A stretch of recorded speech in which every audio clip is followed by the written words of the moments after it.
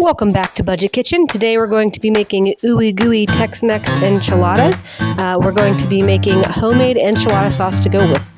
Start out with about 1.5 pounds of boneless, skinless chicken thighs. Season generously with salt and pepper, and then you're going to go ahead and put them in a pan to cook up. Use about a tablespoon of olive oil. Cook them for about 3 to 4 minutes on each side. Put the lid on your pan and then cook until done. While your chicken is cooking, you can go ahead and we can start working on the sauce. So here I have some peppers and some onions that I roasted over my oven. I have a gas stove, so I just roasted them right over top of that.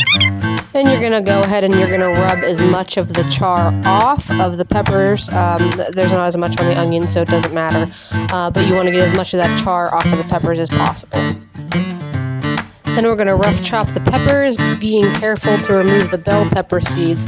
And I actually removed about half of the jalapeno seeds as well. But if you like it spicier, just don't remove the seeds, but it will probably be pretty spicy. Add all your roasted veggies into a food processor like this. And then you're going to combine that with a can of Rotel, a tablespoon of cumin, a tablespoon of garlic powder, and then you're also going to add, you want to add Roma tomatoes. I just had some grape tomatoes lying around the house, but typically you're going to want to add 2 Roma tomatoes if you have them. But if not, just use what you have at the house and it'll be great. And then you're going to add a tablespoon of olive oil and then about 1/3 to 2/3 cup of water, depending on how thick you want your sauce to be. And then you're going to blend that on high for about 6 to 7 minutes. Then you're going to move that to a pot and you're going to let that boil. You're going to let all the flavors come together and you're going to want to cook it out for a little bit so that the canned tomato taste, you get that tinny taste out. So you're going to want to, like I said, bring that to a boil. And then after that, you're going to want to let it simmer on low, stirring occasionally for about 20 to 30 minutes.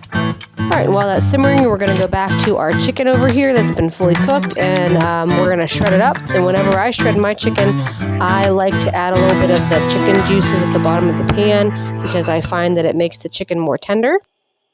And then I find that the easiest way to shred chicken is either with 2 forks like that or just with your fingers. Either one of those is probably the easiest way to do it. Alright, now here's where we get to the Tex-Mex of these Tex-Mex enchiladas. Once your chicken is shredded like this, you're going to want to go ahead and add your sauce. Then you're going to add 1/3 cup of Mexican-style cheese, and then, drum roll please, the Tex-Mex part of the Tex-Mex enchiladas. We are adding no bean chili to this. It adds a really good flavor, a nice meaty consistency in there. And this particular brand is made in Texas, so it doesn't get much more Tex-Mex than that. Alright, then we're going to get out a baking dish, and you're going to go ahead and you're going to put your filling into your favorite taco shell, and then we're just going to roll those up. Then we're going to take the remainder of our sauce. You can optionally strain it through and you'll get more of like the smooth, not as chunky, typical enchilada sauce. But I mean, I personally don't mind the extra fiber, so I'm not going to drain it like that. But as you can see there, you have that option to do so if you like. Then you're going to top with more cheese, more of that Mexican-style cheese. And you're going to cover it with aluminum foil, and then you're going to pop it into your oven for 20 minutes at 375 degrees Fahrenheit. Then after 20 minutes, you're going to take the foil off, just so the top of the cheese gets nice and ooey gooey. And you're going to do that for about 10 minutes still at 375 degrees Fahrenheit.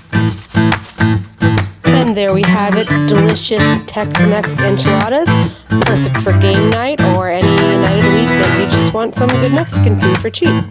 So go ahead and you can top this with olives, or I personally like to do raw onions on top, or you could do a little fresh cilantro. That would probably be delicious as well.